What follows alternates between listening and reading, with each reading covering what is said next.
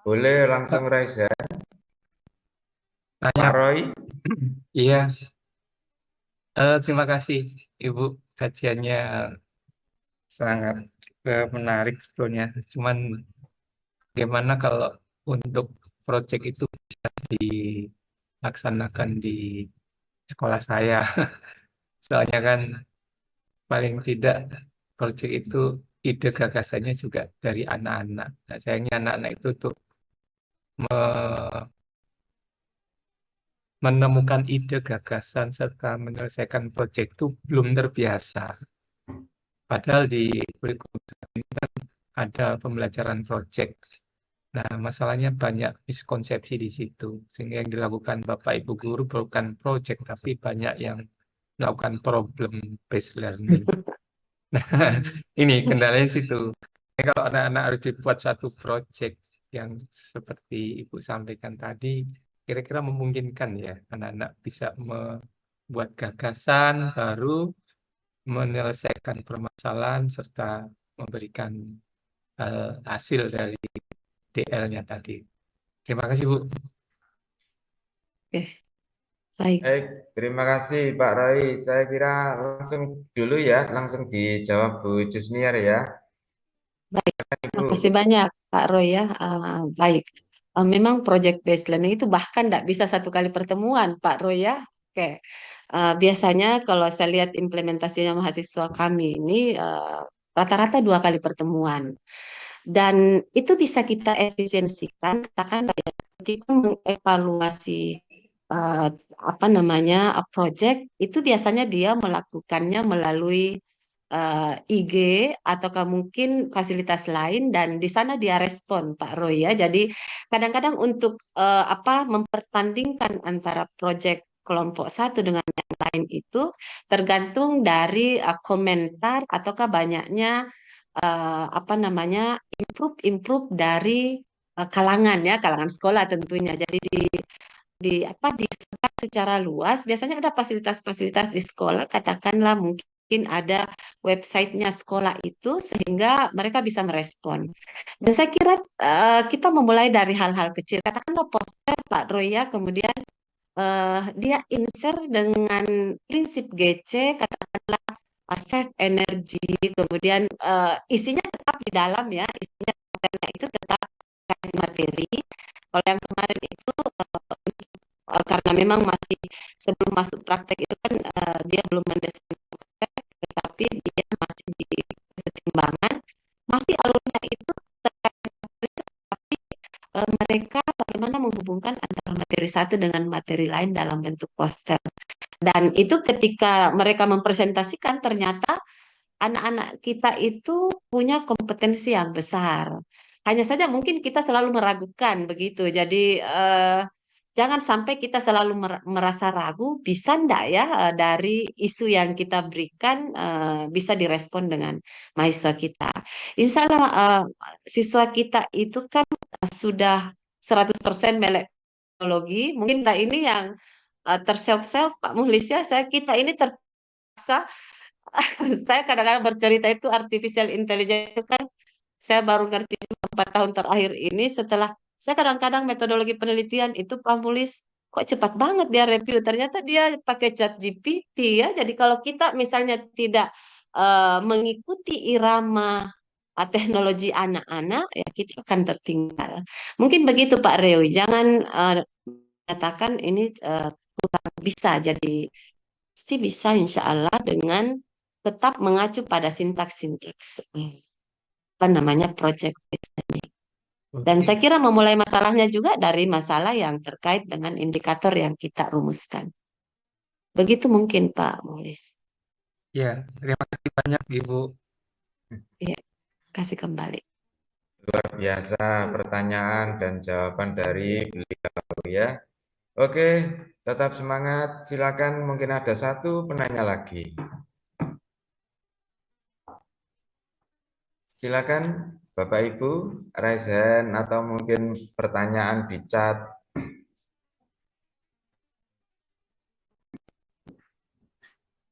Oh iya ini Bapak Ibu sambil diingatkan panitia nanti ada presensi paralel gitu ya. Jangan lupa di chatroom mungkin masing-masing ada bisa Bapak Ibu mengisi link presensi paralel.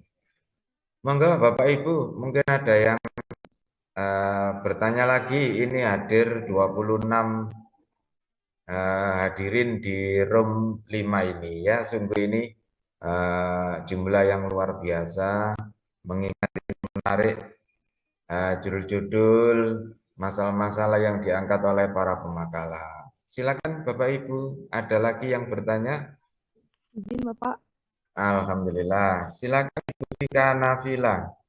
Baik Bapak, terima kasih atas kesempatannya. Terima kasih juga Ibu Jusniar untuk presentasi yang menarik ini karena saya sendiri pribadi awalnya dalam penelitian ini itu berencana untuk menggunakan metode pembelajaran PJBL. Nah, pada di saat perjalanannya rupanya terkendala karena di beberapa karena kelemahan dari PJBL ini kan selain memerlukan waktu yang banyak juga pastinya membutuhkan banyak peralatan, Pak ya, karena pada praktek di lapangan saya sendiri kan pakai metode pembuatan produk roti selai khas daerah di sini di Aceh.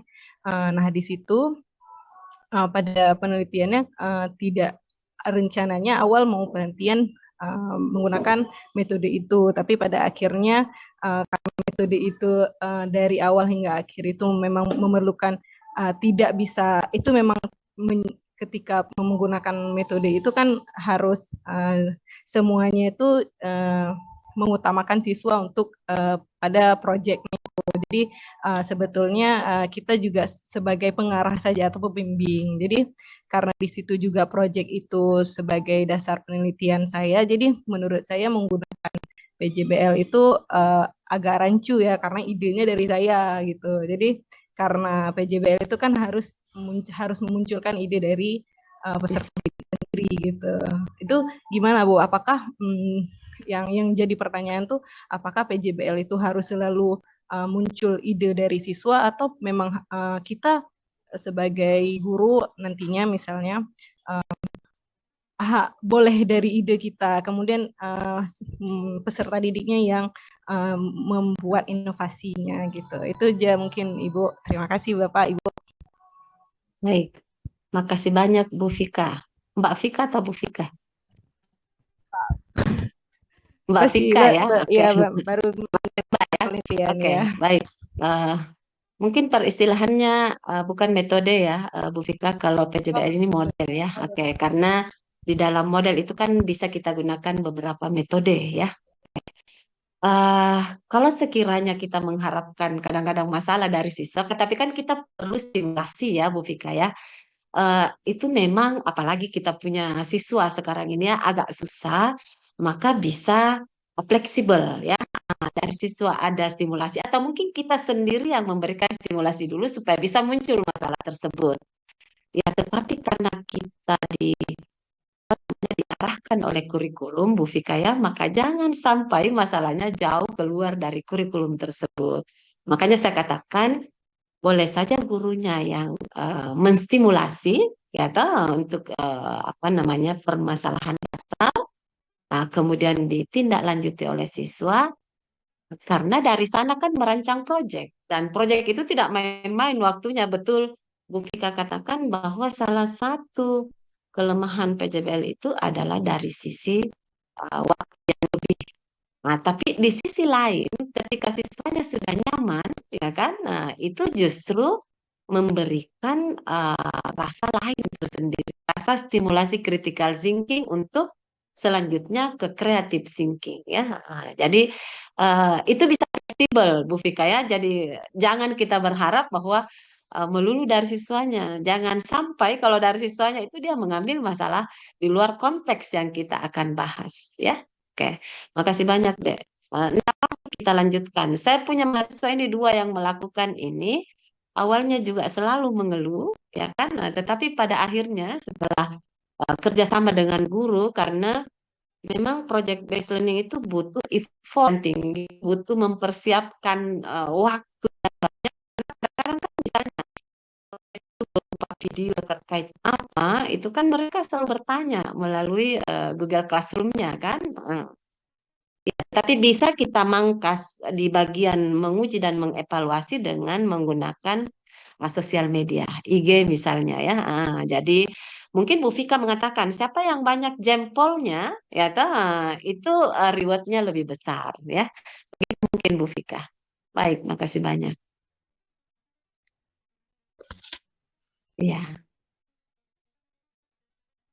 Baik, menarik sekali diskusi Prof. Jusniar dengan para penanya, Bapak Roy, Ibu Vika. Sangat menarik, tapi karena ini dibatasi waktu, Bapak dan Ibu, mohon maaf. Demikian mungkin apa yang bisa dipaparkan oleh Prof. Jusniar. Mungkin Bu Prof. Jusniar ada baik. Makasih banyak Pak Mulisa. Boleh juga saya berikan tempat sebentar ya, karena ada seminar paralel di LP2MP.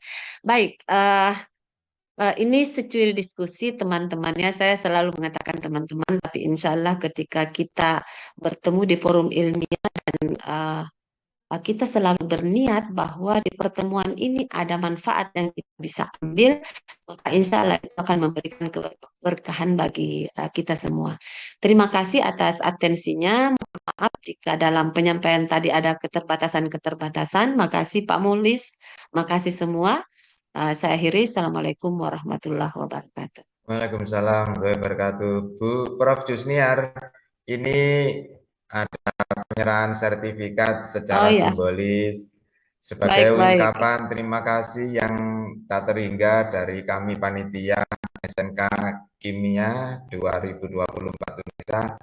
Semoga apa yang sudah Prof. Junior sampaikan bermanfaat bagi kita semua. Terima Baik, kasih makasih Pak. Ya, saya terima. Profesor Dr. Ya, Junior. ya, baik-baik. Makasih banyak.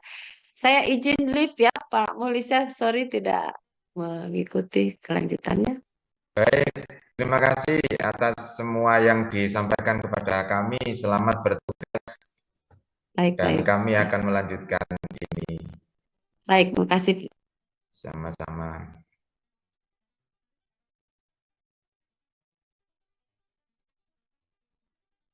Bapak Ibu menginjak ke termin 1 selanjutnya akan disampaikan dua pemakalah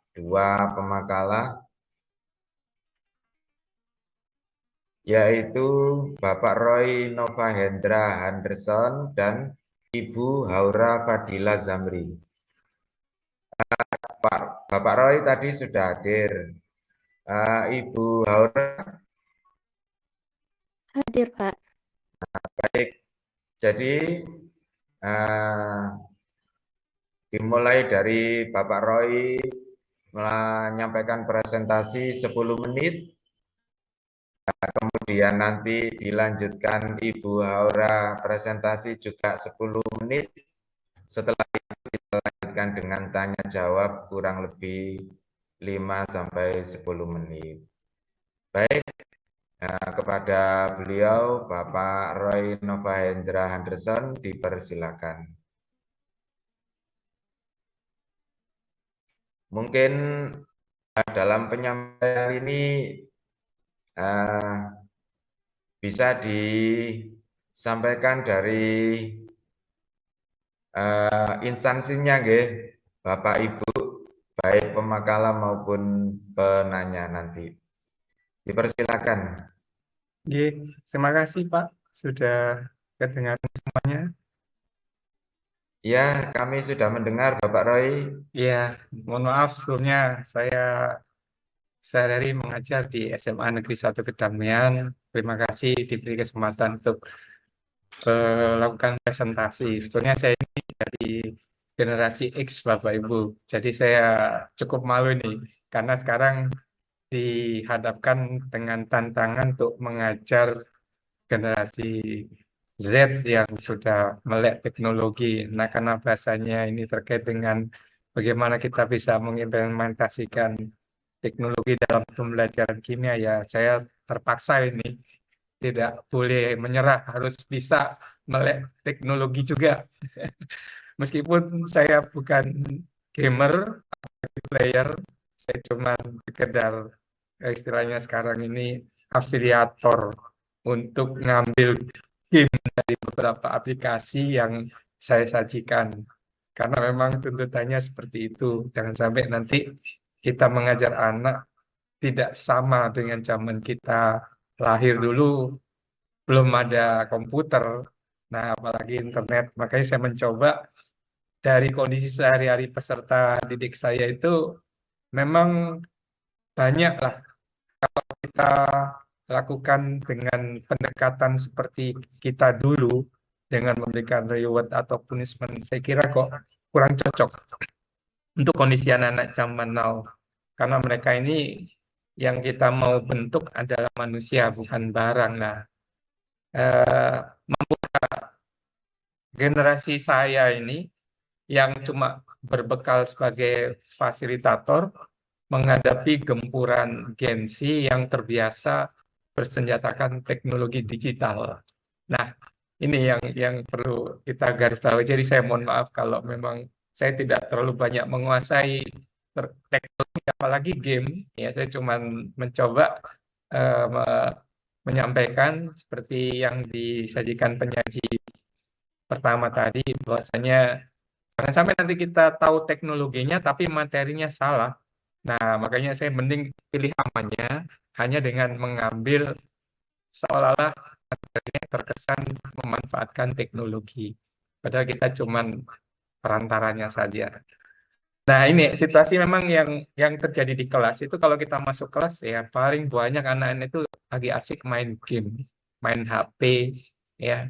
Baru kalau kita udah masuk baru mereka kembali ke tempatnya. Nah, itu memang sepertinya sudah eranya, ya. Dan kita paling tidak bisa menyesuaikan diri lah, jangan sampai eh, mengajar anak tidak sesuai dengan kondisi anak itu sendiri.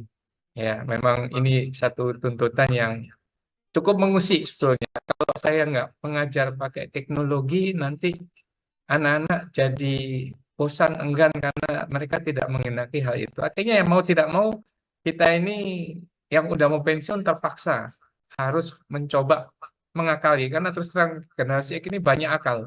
Meskipun kita nggak bisa membuat aplikasi game, tapi seolah materi kita ini sudah kelihatan digitalized. Nah, itu yang mungkin saya coba. Makanya saya berharap dari kegiatan yang seminar ini kita bisa menghadapi lah dari guru-guru yang dari generasi X supaya bisa berpengetahuan, tidak hanya memiliki skill, karakter, tapi juga harus mau belajar supaya meningkat kapasitasnya. Karena yang kita hadapi ini anak-anak Gen Z yang tumbuh dengan smartphone, media sosial, internet, suka berkolaborasi maupun berkompetisi. Bahkan mereka mahir teknologi, ya. Hobinya hari-hari hanya berkomunikasi di dunia maya. Nah, kalau kita tidak mengikuti mereka, ya inilah yang jadi tantangan yang harus kita hadapi. Makanya dari satu sisi pihak satuan pendidikan pun paling tidak sudah bisa memfasilitasi informasi atau komunikasi supaya di penerapan pengajaran teknologi di kelas itu bisa nyambung dengan kondisi anak-anak zaman now. Nah, saya mencoba melakukan pengajaran yang pertama yang harus kita lakukan karena kita menggunakan kurikulum Merdeka. Saya coba identifikasi awal dengan melakukan diagnosis sebelum mengajar, apakah dari kesiapan fisik, ya, dengan memberikan assessment. Nah, assessment nanti akan kita olah dengan mencoba memanfaatkan Google Workspace yang ada, apakah lewat Google Drive ataupun juga memberikan link untuk sekedar mencari tahu assessment awal baik non-kognitif ataupun kognitif, serta juga memberikan assessment dengan game lah supaya anak tidak merasa tahu kalau itu sedang mengelompokkan atau mengetahui kemampuan dasar mereka. Dan setelah kita uji coba juga kita menggunakan lembar digital peserta didik yang berupa e-worksheet yang juga kita unggah secara online. Kita juga langsung bisa memanfaatkan dari ponselnya, serta kita mengambil virtual laboratory juga dari aplikasi Rumah Belajar. Karena memang itu sudah tersedia, jadi bisa kita manfaatkan. Nah, ini perangkatnya pun juga saya setting seolah-olah menyesuaikan dengan kondisi anak sekarang yang berupa digital LPP. Dan ini sudah saya praktekkan. Tujuannya sih waktu itu saya menyampaikan materinya larutan, ya. Eh, Lembaran ini saya kemas dalam bentuk live worksheet, manfaatkan itu, dan linknya saya bagikan ke peserta didik. Kemudian setelah menyampaikan tujuannya, kita beri pemantik. Pemantik itu saya ambilkan dari buku sekolah elektronik, yang ini juga bisa diklik peserta didik dan langsung menjawab. Nah, kemudian yang harus dilakukan peserta didik, ini juga sudah saya siapkan rubrik assessment-nya, dan ini yang mereka terima. Ya, jadi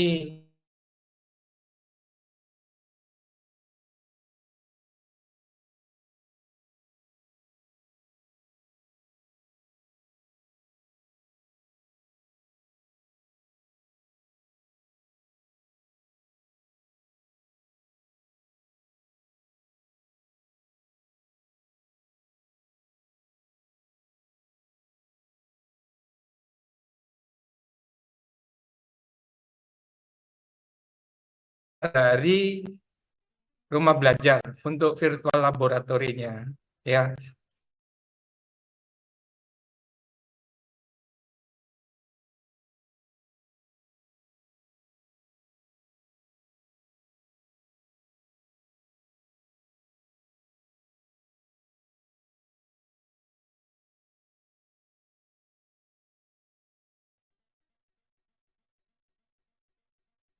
Tes, ya, mohon maaf agak terputus sajiannya karena di tempat kami agak terpelosok sehingga jaringannya tidak stabil.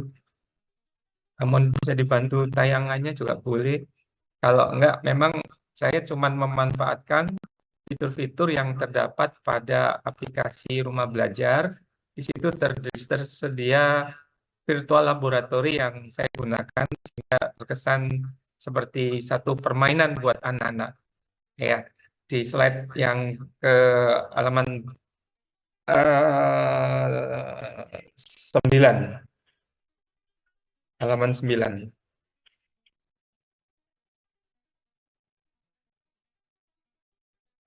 Satu lagi halaman 10 berarti. Ya, mohon maaf sebelumnya Bapak Ibu karena di tempat kami stabil. Ya, slide berikutnya. Ya, ini rubriknya pun juga sudah saya siapin. Dan kalau di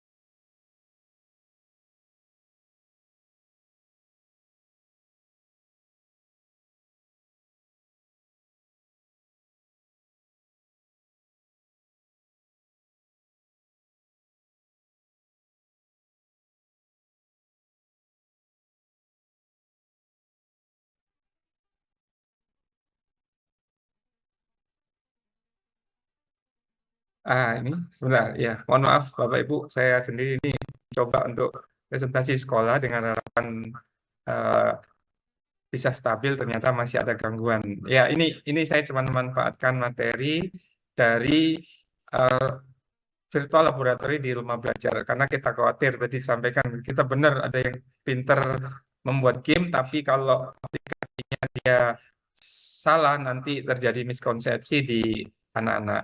Nah, kemudian kolaborasinya juga mereka kita buatkan link yang cukup familiar juga buat anak-anak sehingga satu dengan yang lain memanfaatkan fitur-fitur yang ada di aplikasi ini. Nah, dengan seperti ini, kegiatan seperti ini terkesan bahwasanya meskipun kita dari generasi X itu cukup banyak kalau untuk bisa menggunakan RPP yang berbasis digital. Padahal ini adalah hal-hal yang mungkin sebetulnya sudah lama kalau virtual ini ada. Hanya saja kita mengkombinasikan dengan eh, potensi anak-anak yang memang dekat sekali dengan dunia maya. Akhirnya kita pun juga mencoba mengkolaborasikan baik itu praktikumnya secara virtual maupun juga menyampaikan laporannya dengan kolaborasi secara virtual. Serta hasilnya pun juga